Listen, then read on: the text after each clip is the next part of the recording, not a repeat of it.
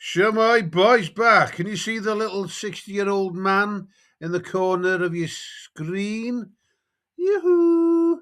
Yoo-hoo! Like the borrowers. I'm down here. All right, I'm trying something new today.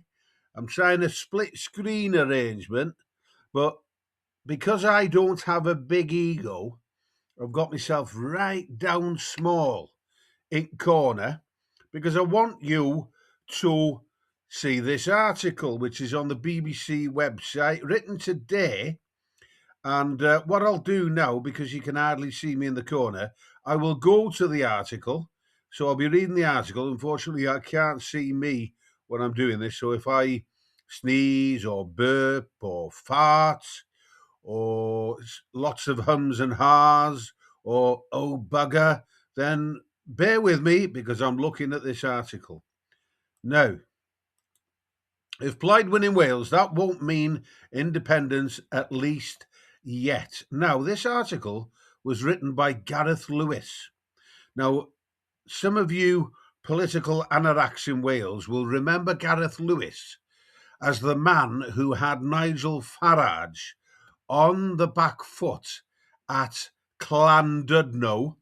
At school, categorically on the record, you did not racially abuse fellow pupils. I would never, ever do it in a hurtful or insulting way. That's not quite the same as not doing it. It's 49 years ago. It's 49 years ago. What difference is the time? Isn't it? Well, I just entered my teens. Can I remember everything that happened at school? No, I can't. Have I ever been part of an extremist organisation or engaged in direct, unpleasant personal abuse, genuine abuse on that basis? No. You're not quite. That's very, very caveated. You're not quite ruling this out. The question is, did you ever racially abuse fellow pupils in school? No, You've caveated not it with with intent. a hurtful way. Not with intent. What do you mean Told? I don't understand what you mean by not with intent. What does that mean? You wouldn't do. But what does that mean? No. No what? No. I have never directly really tried to go and hurt anybody. Now, I'll read this last paragraph. We're talking about the May the 7th Senedd elections, Cardiff Bay. This is the closing paragraph by Gareth Lewis with additional reporting by David Deans. The independence debate has been a small, if noisy, element of this campaign. Parties in favour of remaining in the dystopian UK see it as a way of trying to rein in Plaid's apparent lead in the polls. Plaid is also acutely aware not just that there is no majority support for independence, but also, and that many voters are looking not only for change, but as one source put it, for instant gratification. They want the McDonald's breakfast in a bun politically. That's me adding a little bit to this. Independence would not be a speedy process. Ap Iorwerth appears to have approached the issue cautiously ever since he took over as Plaid leader in 2023. But his opponents worry about the end destination. Let's have a look at his opponents. We'll start off with Dodsy, Jane Dodds. Now, for a Lib Dem, she's not even talking Devo Max. Jane Dodds. Not a single penny should be spent on preparations for independence. Right, well, we'll have enough of the Lib Dems. Aha! Now then, this gentleman, a little moustache here, and the slicked hair with the Union Jack. This gentleman is Darren Miller, leader of Und Conservatives in Wales. But Miller thinks there are people in Plaid Cymru who would see a victory in me as a mandate to try and break up the UK. Oh, yes, please, diolch yn fawr iawn. It is little wonder that Plaid are trying to calm the voters and suggest that independence is not a big deal. Well, Darren, dazzling Darren, we got to play clever. I say we. I got nothing to do with Plaid Cymru.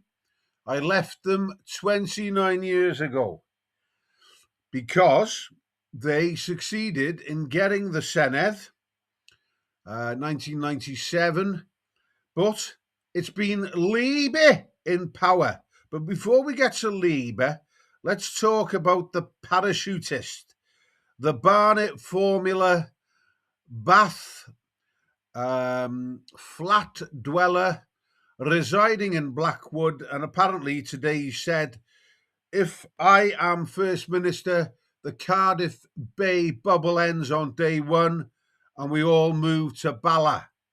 Well, he'll get a croeser in Bala. It's all the bees for Danny Thomas. The parachutist, Nigel Farage's arch parachutist into Cymru, Wales. Now then, let's see Eluned Morgan, shall we? I think Eluned's next. Now, her Labour Party have been in power since 1999, and that's why the people who vote, which will be less than 50% of the Welsh population, which approximately hovers around the 3.5 million mark. So less than half of those, 1.5 million, will be voting on May the 7th, but they won't be voting Labour because these guys have had 27 years worth. And this lady here, devolution is the best way to lower the temperature and raise trust. Well, you have not done much in 27 years. We've had free bus passes for over 60s, and we've had free prescriptions, and that's about it. What more can you ask for a sick and ailing nation? Now, we'll speed up a bit. Mr. Slaughter, Anthony Slaughter, leader of the Greens, he won't shy away from independence, but he believes that the issue is not front and centre of this campaign. Mr. Slaughter suggested that talk of an independence referendum during this campaign would be divisive and hand the initiative to reform. Well, those of us who support Welsh independence have seen that with these bots, Hartley Ap Hare, Doge Wales, the Lordster. All the reform candidates have used the independent stick to beat Plaid Cymru with. So it's not a surprise that Plaid Cymru have to be a little bit muted.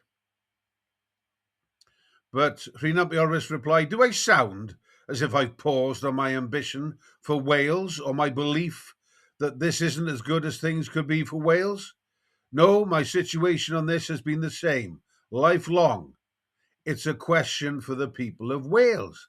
And we know that the people of Wales are a fickle old bunch. I'll go back to myself here, me little old me in the corner. We know that the people of Wales are a fickle old bunch because a lot of us voted for Brexit. And 10 years after the Brexit vote, Farage and his stormtroopers now think that they can mop up a disaffected population. But what has happened in those 10 years? Not much. Not much. So I think that if you've got the time, this is a pretty good deep dive. Pretty fair reporting, really. And I think you just got to take another look at Gareth Lewis's interview with Nigel Farage. Did anyone in Reform speak to or communicate in any way with Nathan Gill after his arrest? Since his... No, he'd left the party before that. Well, yes, he's left the party. That doesn't mean people didn't communicate with him, did they? He was kicked out of the party. I wasn't party leader. I wasn't active. I wasn't involved. It was back, 3 years ago. I don't know. Okay, this is important, though. Has there been... Can you guarantee there's been no contact between Mr Gill and current members of Reform at any point since his arrest, up to what we saw last week? I've had no engagement with him, and nobody in my leadership team has had any engagement with him whatsoever. But you can't rule out that there might be people in the party who have spoken to him since his arrest? Nobody in authority.